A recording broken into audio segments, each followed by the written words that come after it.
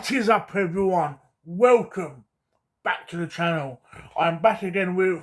I thought I'm sitting down. I want to do a video. What video should I do?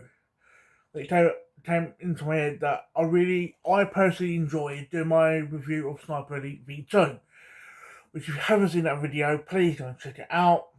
But it made me think, like, I enjoy talking about games. Especially games that I've got a little bit of history with or played. And I thought, fuck it, I want to sort of come out and do another review. But I want to do reviews on games that I've played and things like that. So, obviously you probably tell by the title of this video and the thumbnail that the game I will be reviewing is Star Trek Bridge Crew on the PlayStation VR. The reason I want to do this was two reasons. A, I love my VR. If you know me personally, you know how much I love my VR. Secondly, I am past year or so, I have been on a very much a Star Trek heavy kick.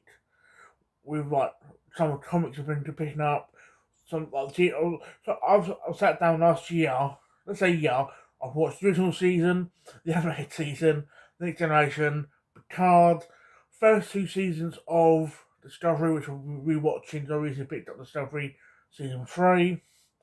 Currently working my way through Voyager. I've got Lower Decks to watch. I've got Enterprise to watch. I need to pick up Deep Space Nine, which I'll be doing at some point next week. Hopefully, at some point before or after I do my meet up with Ed. So I've been on a Star Trek kick, which is why I wanted to sort of talk about Star Trek Bridge Crew. And some of the things I think go in its favour, things that sort of don't go in its favour, which I think.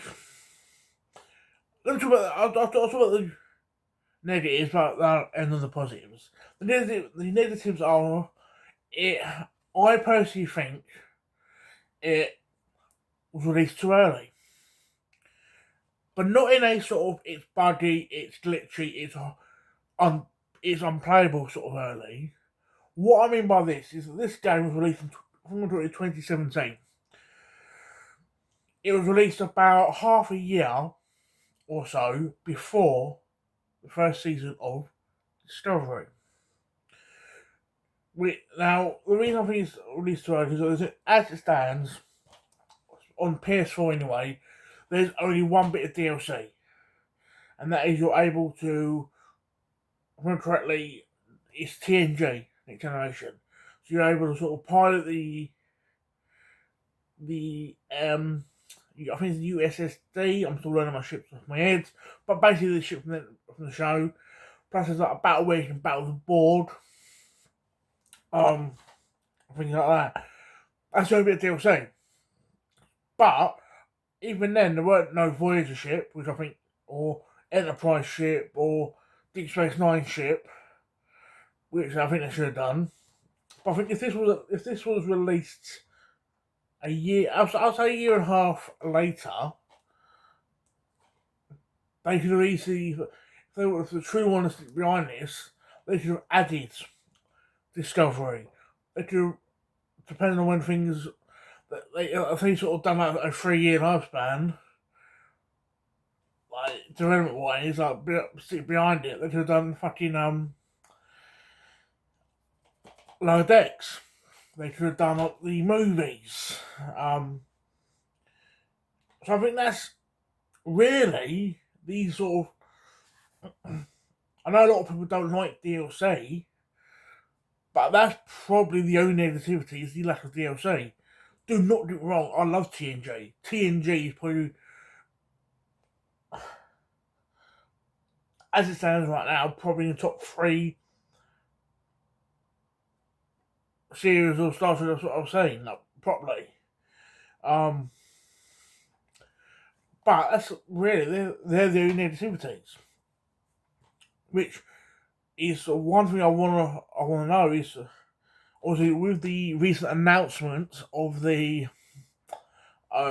new VR for PlayStation 5, Will they bring this version to the PlayStation 5 and do DLC? Will they do a sequel to this? Because this is it's its own ship. As far as I know, it's exclusive to the game. Please, hardcore Trekkies or people who want me, please let me know. But if they do a sequel and they stick behind it, probably proper do DLC. Again, like I said, you have the original series ship, the next generation, which is already done. The Picard ships and Picards, Voyager, Discovery, Lower Decks, Enterprise, the films. There's so many ships and famous battles I can probably do. Which I hope they actually do because this for me, like, positive wise, it's as a Star Trek fan getting back into the franchise. It's just sitting there, even the training bit, just sitting there looking out. It's fantastic. Even in battle, it's like it's controlling your crew, which for me is obviously with me. I do it with the computer. You can do it where you have your friends playing with you, but it's really apart from these sort of the lateral sort of extra ships. It's a fantastic game to play, especially even if you are a sort of lukewarm Star Trek fan. It's worth playing. If you're someone like me who's getting back into the franchise, wants to learn who are sort of catching up with like the comics, these sort of films, these sort of TV shows, it's worth playing. If you're a hardcore Trekkie who's been in it the whole life, it's a fantastic game to play. You can use the move controllers, which I personally haven't got, so I can't actually use the move controllers. But it's for me. It's if you have a VR and you haven't got Star Trek Bridge Crew, get it. It's the last one news on the. It's at worst case you're paying £10 at most for it.